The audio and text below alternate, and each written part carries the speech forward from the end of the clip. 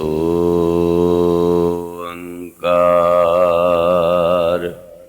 सतनाम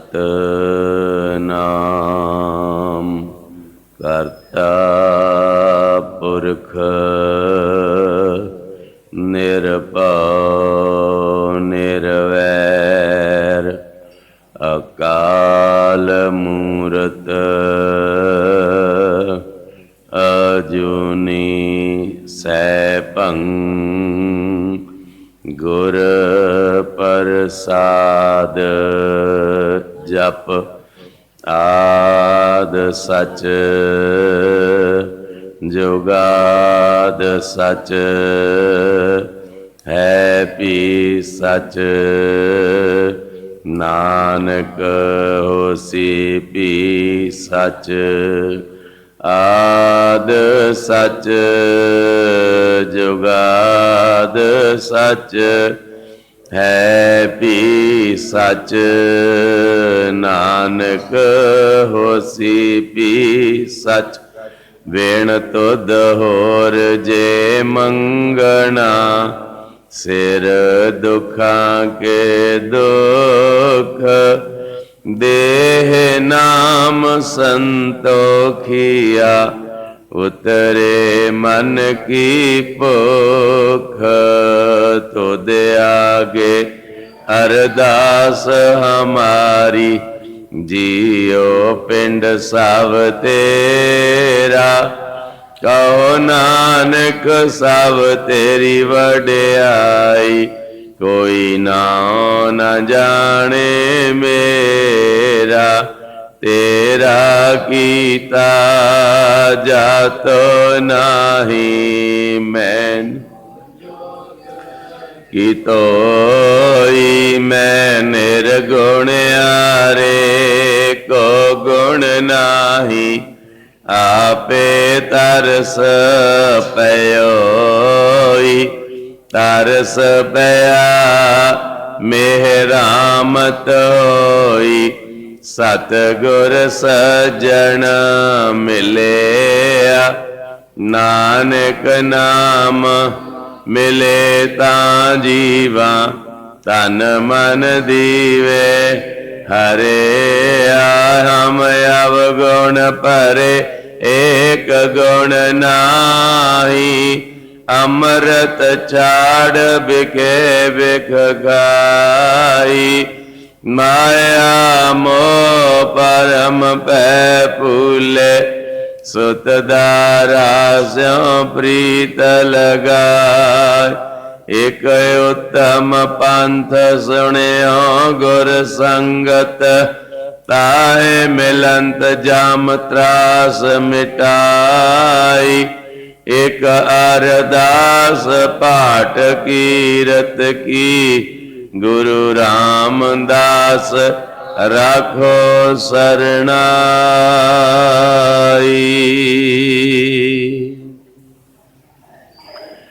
सतगुरां दे पावन पवित्र दरबार दियां हाजरियां भर रही गुरु रूप साध संगत जियो करो रसना पवित्र गज बज के फतेह प्रवान करो जी। बोलो वाहिगुरु जी का खालसा वाहिगुरु जी की फतेह। हर मन तन वसिया सोई जय जयकार करे सब कोई। जे अकाल पुरख वाहिगुरु मेरे मन विच वस जावे फिर तन दे रोम रोम विचों आवाज आवेगी सतनाम श्री वाहिगुरु। जिन्नी देर तक वाहिगुरु मन विच नहीं वसदा उन्नी देर तक तन वासनावां दे अधीन रहेगा, विकारां दे अधीन रहेगा, इच्छावां दे अधीन रहेगा।